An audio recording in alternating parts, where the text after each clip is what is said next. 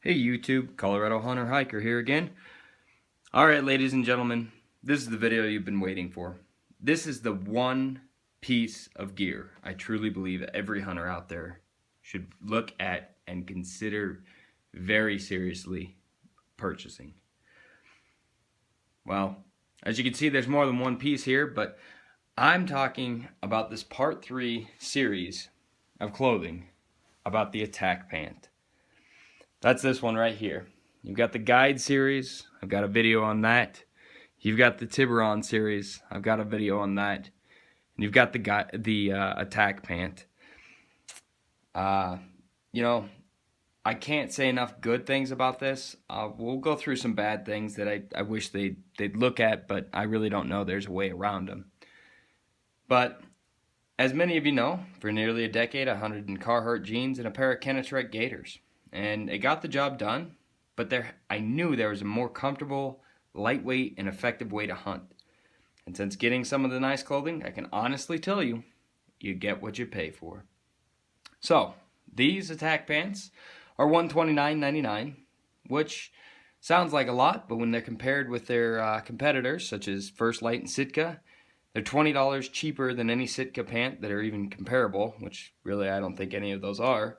And they're $30 cheaper than the new Curragate Guide pants. And I'll tell you right now, my honey buddy hunts in those. They're great pants. They're loud.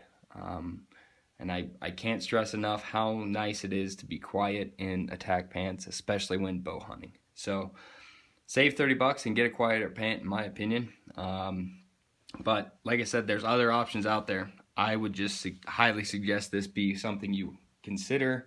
And frankly, I would go this route if I were you. Well, the Attack's the midweight series, whereas the Guide is the cold weather and the Tiburon's the warm weather. The Attack is the midweight, and that's why I'm saying this is a do-it-all pant. So, this past archery season, many of you know it was really warm in Colorado, and I actually ended up wearing the Tiburon sometime. But this next archery outing, we're going to do a bivvy hunt, and I'm only taking one pair of pants, and it's going to be the Attack Pants. I know they'll be warm enough in the evening, and because of some of the features I'll show you here, right now, they'll be cool enough during the day. Similar to the Guide Pants, these have a liner, so it's got your 4-way stretch material here, which I'm telling you, they're stretchy. They stretch more down by the knee where you actually want it, but you can see it stretching. That's 2-way, and that's 4-way. Athletic cut, but with that 4-way stretch in there, really no problem. Same pockets up front.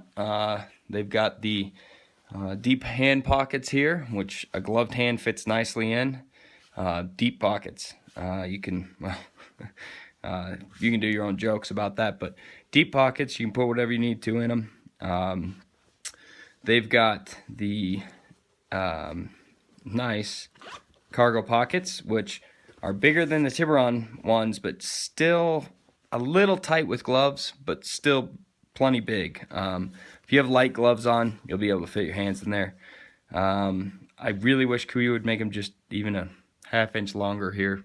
To open. I think that'd be well worth it, because my hands are big, but they're not that big, and with a glove on, we all have big hands. So hip vents, you can see through, so when it's hot, you unzip these, and I'm telling you, it actually feels like you're wearing nothing, because the air goes around your legs on both sides as you're climbing or walking. You know, you get cold, zip them back up. As you can see, sometimes when you're not wearing them, the netting gets caught in them. I don't have a problem zipping these up when they're on. I have a heck of a time when they're not on, though. So be careful, that netting is a little thin. I haven't had any problems. I just recently saw one video of someone saying they got a hole up here. It was a larger guy. It looked like maybe he didn't have the right size. Sizing, these are athletic fit, but they fit true to size for me anyway. Oh, rear pockets. These ones are zipped. I think on all of them they're zipped, I believe. Yes, the Guide and the Tiburon are both zipped back here as well, so put your valuables back there, your wallet, whatnot. Good belt loops. Let's see. Things I don't like about them. And that goes for all Kuiu things. I don't like sitting by a fire in Kuiu stuff. I was not happy when the very first time I took my Tiburons out. I sat by a fire, took one ember, and it put a hole in them. Yeah, you can use tenacious tape. I'll do a review on that to fix them, but it's kind of frustrating. Spend more than $100 on a pair of pants and have a hole in them. I don't have any holes in these yet. I'm sure I'll get them. Like I said, I'm only taking one pair of pants, so I'll be sitting by a fire at some point, I'm sure, and get one in there. That's just, that's just part of it. The Tiburon pants don't have a liner. The Guide and the Attack pants have a micro liner that keeps warm, obviously. And I noticed that the Tiburon pants didn't snag on anything. If they snagged, you just kind of had to undo it, and it really, you had to actually release yourself from it, from whatever twig it was, or scrub oak.